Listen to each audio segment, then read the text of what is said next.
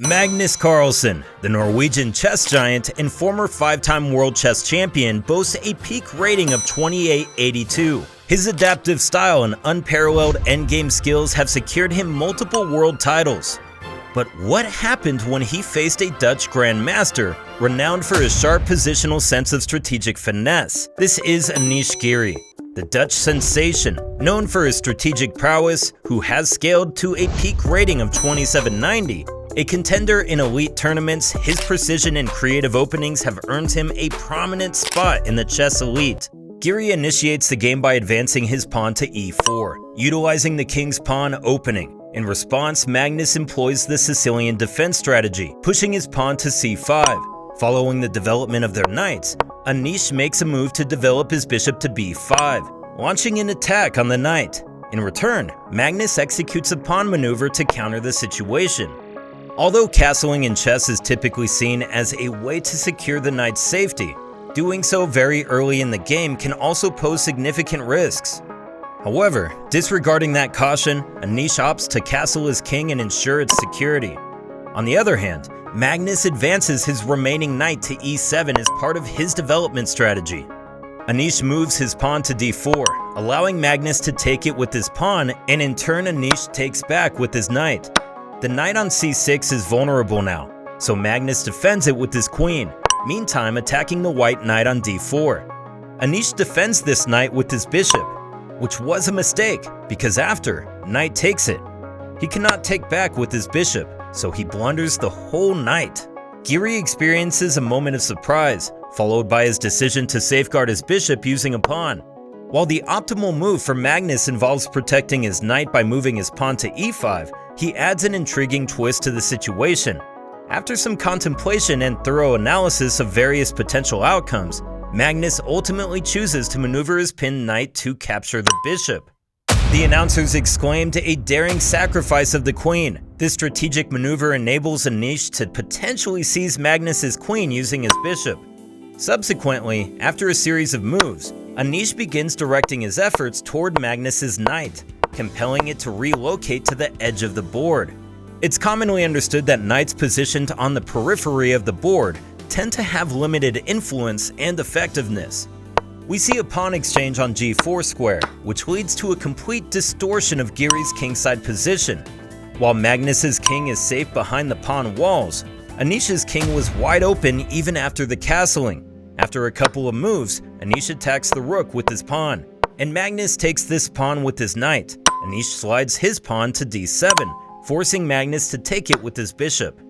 Then, Anish gives a check with his knight, again forcing Magnus to take it with his bishop, and Anish takes back with his queen. With the significant advantage of possessing an entire queen, Anish is inclined to minimize the number of remaining pieces through exchanges.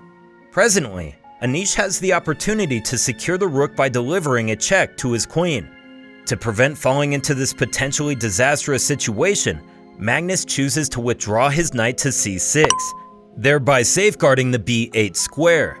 Both players maneuver their pieces and Anish gives a check with his queen. Magnus blocks it with his knight. Anish slides his rook to d8, forcing Magnus to take it with his rook.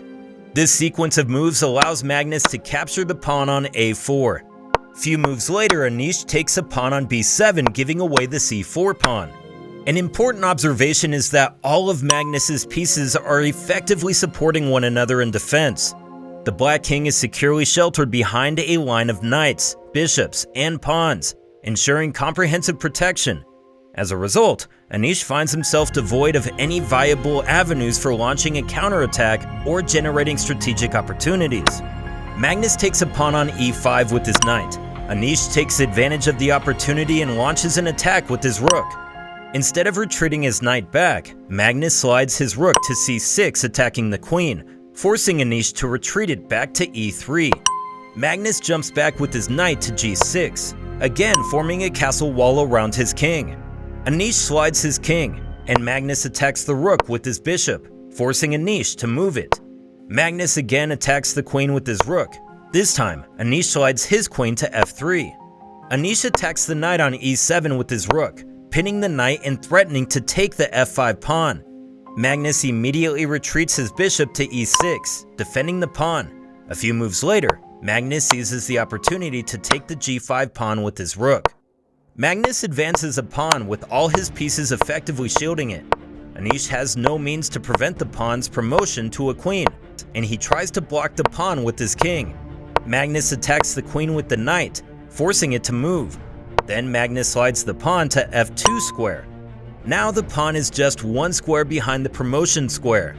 Anish slides his king to g2, which allows bishop f5 to check, and Anish slides his king to f1, blocking the promotion square.